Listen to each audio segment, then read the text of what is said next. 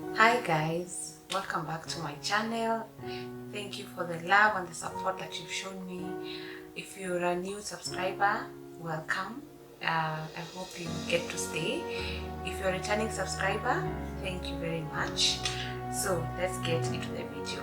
Grab your coffee, grab your tea, grab some water, and let's go. So I want to talk to you guys about how I was able to pay over 1,000,000 shillings of debt. This is my personal experience. Disclaimer, I am not financial advisor. If you need professional services, please seek professional advice. This is just my personal experience. So number one, mind shift. Like you guys, when I tell you, I went on a rampage to understand everything concerning money because I was done. Like, I could not continue living like this. I was done carrying this debt. I was done living this pathetic life of earning money, paying debt, borrowing, earning money, paying debt. Like, I was so done with this life. I was like, something has to change. So one of the things that I did, I was looking for books, I was looking for podcasts, I was going through everything that teaches about money, because you see, I grew up in a family that never talked about money, and not because of the fault of their own, but just that is something that we never talked about. Money was just something that was brushed over, or we don't have money, or I don't know, like money was never a discussion. It was never a topic of discussion. We just knew we didn't have money. That's it. Okay? So my journey and my mindset shifted in 2018. When I tell you guys, some things need to happen in your life for you to just wake up. You get to a place where you're so pushed to the wall, you're like, I am done. Like, this will never happen again. And that was my situation in 2018. So when where I was employed, they had a restructuring, or there was some sort of issue with the funding and all that. So they were supposed to renew contracts like in the following month, but we got letters to say there was a possibility that there was not going to be any renewal of contract. Yeah, I want you to see my that. So you have like 1 month to sort your stuff together. In 1 month you'll be out of employment. It's not something that you had planned for. So it was a very trying time for everybody who went through that. And for me personally, it was a wake-up call. I told myself, you will never find yourself in this situation again.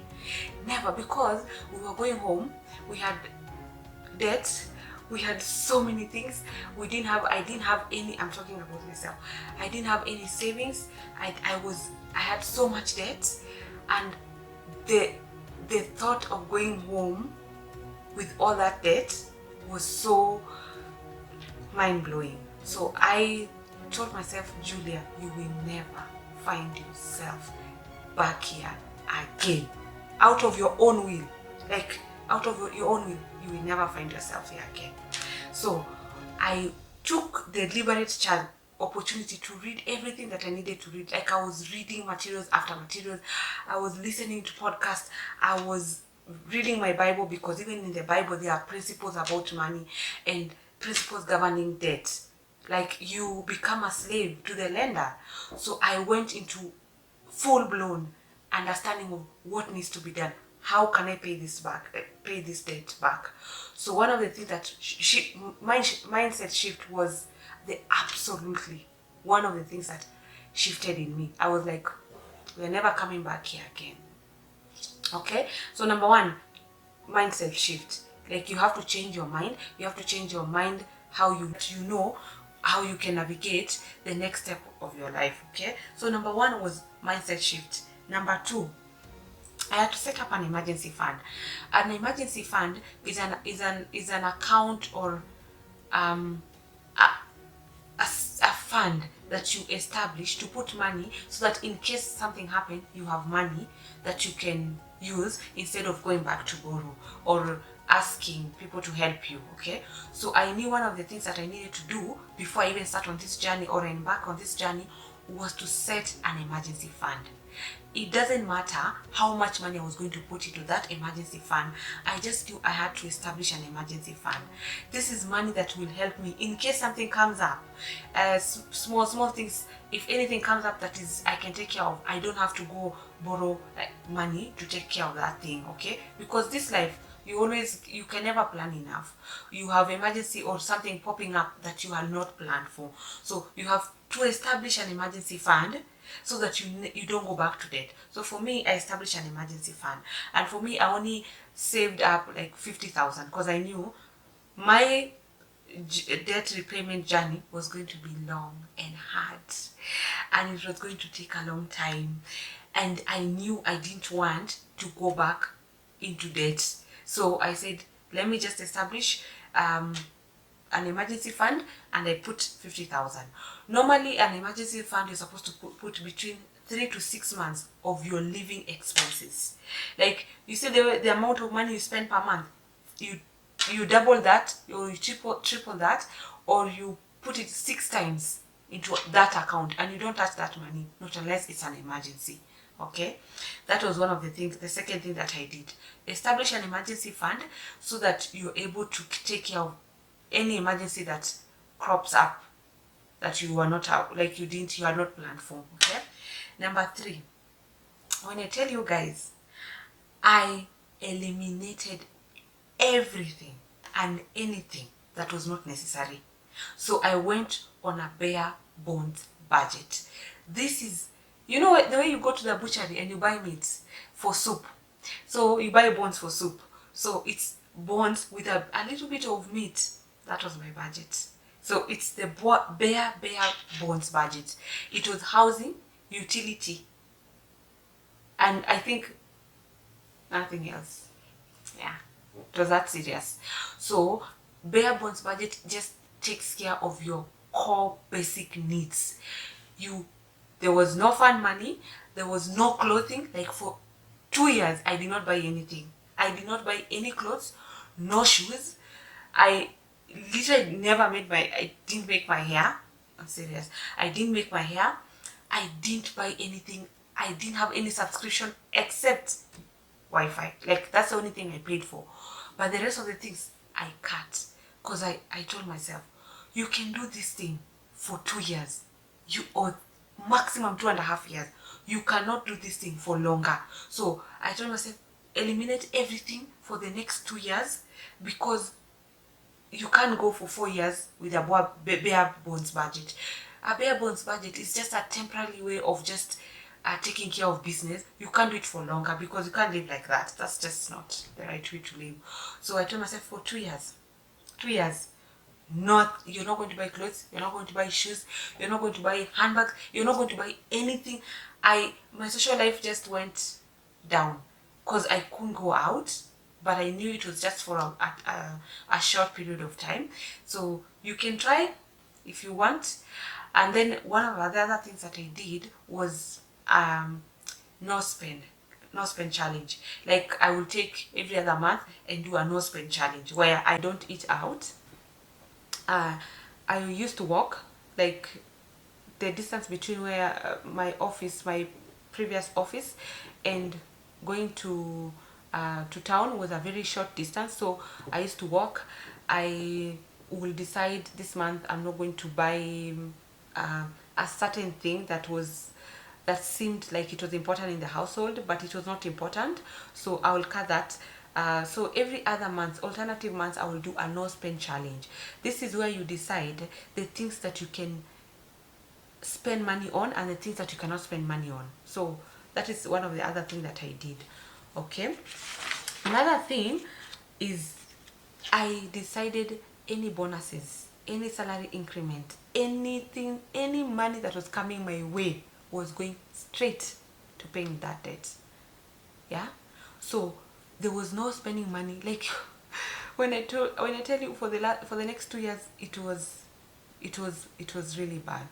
it was not an interesting time for me, but it was a good thing because I knew if I don't feel the pain of paying this debt, I will go back taking another debt. It had to be painful, really, really painful, so that you never go back and take another debt. So for me, it was make it as painful as it can, so that next time you think about taking debt, your body literally goes to shut mode, like you cannot take it anymore. Okay, so that is another thing that I did. So any bonuses I got from work, any salary increment, I didn't touch that money. I decided let it go to repay debt. Okay, another thing that I did is I left social media. I disappeared from social media. Most of the times we buy things not because we want them. Like if you look around, if you saw an influencer or someone an YouTuber that you follow, you tend to gravitate towards buying the things that they use. Even subconsciously, you don't intend to copy them, or you don't intend to buy the things that they are buying, but when you go to shop, you find yourself gravitating towards what you saw them using. Okay, so I told myself, on this journey of paying debt, I have to really detach myself from any person that can influence me to go back into debt, or even not be able to pay that debt, because I think this thing is very important. So I left social media, I left all platform. Like for 2 years, I did not. I barely checked my social media. I was like focus for 2 years, and then you can decide how you want to live this life afterwards. Okay. Another thing that I did is I refused to participate in any contribution that was not like, let me give an example. The way you find yourself in groups of contributing towards a wedding, towards a baby shower, towards I don't know, someone is doing something, so they put you in a group for you to do a contribution. I cut them off. The only contribution I did was probably like if someone needed medical assistant, or there was like a really urgent case, or there was a funeral contribution, but the rest I was out. And I was very clear. I will tell you on your face, I'm so sorry that this is happening, or I'm happy that this is happening, but I'm not in a position financially to assist you at the moment. Yeah, I took that deliberate decision to just say no. Because you see, sometimes you find yourself, if you calculate how much money you end up spending on the contributions, it's a lot of money. You spend 5,000, 3,000, which you can send towards your debt. So if it was not important on those categories of like really, really important, I was not going to participate in that. Another thing that I did that really helped me to make more money is that I decided that I can do tutoring for students. So the way you have kids coming for holidays, and parents are looking for people to teach their kids 1 or 2 subjects. So because I am not bad, I'm not good and I'm not bad in sciences and calculation, so I decided I'm going to do a part-time tutoring. So I will do a part-time tutoring on weekends, on Saturdays, and on holidays. And on that time I used to charge a child 500 one Saturday, and I had 6 kids. It was good money. It was really good money, and that really helped me pay up this debt. Because not even pay the debt, because now I was being deducted a lot of money. I decided my payslip I decided I want to be deducted as much money as possible, so I needed to increase my income on the other hand. So once my deductions are done, I will now look for another source of income. And because already my work was very tiresome, I didn't want to do set up a shop, or set up set up anything that will need me to be there, or that will need me to really put in the work, because I knew I could tutor kids, and I knew the subjects. Like I would just take a book and read and study the material and teach these kids. So that's how I was able to earn more money to sustain me during that time. Okay, so when I tell you guys, paying debt requires a lot of discipline. It is not a it's not a sprint, it's a marathon. It is hard work. I am telling you, it's hard work. But you can't force anyone to pay debt until they are put in a corner, or you get to a place where you say, I will never ever find myself here again. Like, until you get to that place, everything I'm saying will not make sense. Until you get to that place, you say, enough. Like, I am done. Because you get money, you earn money, and your employer is paying you money, but you never have enough money. Then you complain. You're complaining your employer is not giving you enough money, but is it your employer or is it you? You know, like your employer is only paying you what they think they can pay you, or how the amount of money they think they can afford, or they think they can be able to pay you. So it's up to you to take up the mandate to understand, like, if I want to really do well financially, I have to do something about it for myself. Like, it's not for your employer, it's not for anybody, it's for you. So if you want more income, probably change jobs. If you want income, probably increase your skills so that you earn more. If you want your income, and sometimes, let me tell you, it's not even an income problem. It's not an income problem. You're getting all this money, but you don't know what to do with this money. Because in most cases, people are paid quite well, but if you ask them, how did you spend that money, they have no way, or they can't even explain how they spend that money. Okay, so in most cases, people take up debt not because they don't have enough money. Once they get the money, they don't know how to budget their money. That's number one. Or it's when you don't have information about money, you think, okay, I'm gonna have more money next month. Okay, so you live paycheck to paycheck. Next month I'm gonna get another paycheck. The next month I'm gonna get another paycheck. Okay, so it is important for you to get information so that you determine how you're going to spend your money and how it's going to help you. Okay, because once I realized that the ball is in my court, like I can do something about this, and that I can get myself out of this situation, because I'm the one who got myself into this situation.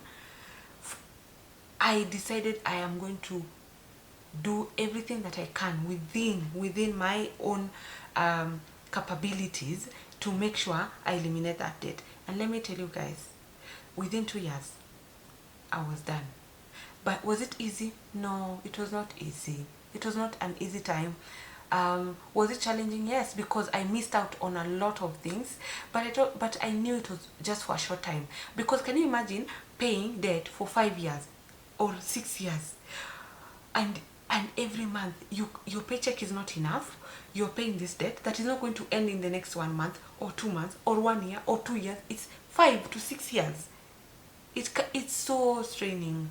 No, so because me, I don't want to stay in debt for so long, and I don't want to take 5 years. I just told myself, Julia, just do cut everything, like focus for the next 2 years, and then after 2 years you get back your income. And let me tell you, after 2 years, the first paycheck after completing the debt, I could not believe how much money like I had to spend now, like without owing anyone anything.